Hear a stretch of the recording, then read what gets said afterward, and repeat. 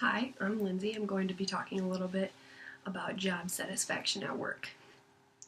So, did you know that the average American spent around 1,700 hours in the year of 2014 working? And in addition, the majority of Americans, around 52.3%, are unhappy at work. And that's according to a report by the Conference Board in the New York-based nonprofit research group.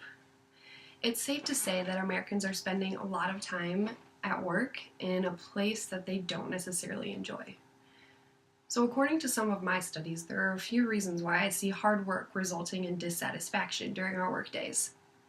So the first is that people just aren't recognizing the type of business that they are in and how it operates, and so they don't know what they should or what they can expect from it. The second is that Americans are starting up new businesses, they're working hard, and then they're failing, and they just don't realize the demand, the time, and the money that starting their own business takes. The third is geared single-handedly toward women. So many women still feel the pressure of the glass ceiling in the professional work environment, and while not significant numbers, among men, 26.1% say they're satisfied with their promotion prospects, compared to 20.1% of women. There are plenty of other factors that go into how much Americans work and their job satisfaction, but I wanted to focus on those three aspects and explain how those factors may play a role in the issue. So let me talk a little bit about Gareth Morgan's book, Images of Organization. In this book, he talks about seeing organizations as different metaphors. So organizations as a machine, or as a culture, an organism, a brain, and governments, and even more types. So each metaphor offers insight as to why people may not be feeling satisfied with their jobs.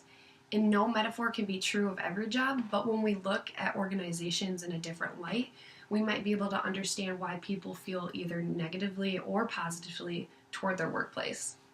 So let's take organizations as machines, for instance. Work usually gets done very quickly, and you can create the same product over and over again. However, machines can have human effects. So let's say that you were a part of an assembly line, pushing a button every 5 seconds. That's probably not very fulfilling. So let's take another look at a different type of metaphor. An organization as an organism. So organisms are living things, and we realize the importance of personal relationships and codependence in that metaphor. However, there is a fear of overdependency and a fear of organisms having all of the same needs. So it's easy to get confused or overwhelmed with everything that occurs in an organization.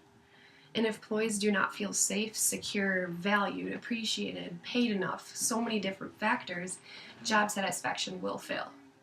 And with how complex and insecure we can be as humans, it's no wonder that we work so much and yet still do not feel satisfied in like what we are getting, what we want out of it. So let's take a look at my second point, entrepreneurship. The second textbook I read was based solely on starting a business. And did you know that 72% of adults consider starting their own business? And I've never started my own business. However, I do know that there are many characteristics such as hard work, time, and money that it takes to start one. You're your own boss, you have employees to handle, you pay all the bills, you make your own marketing plan, you make your own business plan, and you have to do everything for that business, especially at the startup. So if you don't have the means to outsource all that work, you're probably going to feel pretty overwhelmed, and it could actually cost you your business as well. So let's just take an example of choosing where to place your business. So you can do research, and there are demographic stats available to government agencies like the Census Bureau that you can guide an entrepreneur. And you can think about where you want to put it. Do you want to put your business in a neighborhood, in a business district, in a shopping center? And if you make one wrong move, your business may fail because of it. And it takes a lot more background research than you think. However, starting your own business can really pay off, but many people just don't realize the time, money, work, and stress that it's going to cost them. And consequently, according to the SBA, only half of private establishments survive the 5-year mark, and only 1/3 make it to the 10-year mark. So if you're a man, you can stop listening right now. However, if you're a woman, there is another reason why women may be a little more dissatisfied with our work environment than men. So Sheryl Sandberg, in one of her TED Talks, gave a few reasons why women aren't making it to the top ranks in their positions. So women face harder choices between professional success and personal enjoyment. Why is that? Well, it's because they have the pressure of starting a family. And technically, or it seems like it would be the woman's job to leave the home or leave the workplace and go home and take care of the kids. But she gives us some advice. Do not leave before you leave. So don't assume a maternity leave a year or 2 years in advance. Just take it as it comes along and take every promotion that you can get in the way. So also don't take the manly way of running a business is the best way. We need to pay attention to the needs of others as well. So Anita Roddick, in her Images of Organization, ran her business a little bit differently, and she quoted, "I run my company according to feminine principles of caring, making intuitive decisions, not getting hung up on hierarchy, or all those dreadfully boring business school management ideas." So maybe we should focus on that. Women, be yourself. So the amount of work that Americans put forth in satisfaction they receive doesn't quite seem right. So stress at work may seem inevitable, but there are a few things we can do to increase our enjoyment. So let me just leave you off with 3 tips. The first, do what you can do and don't do what you can't do. So that seems pretty simple, but don't take on more than you can handle at work.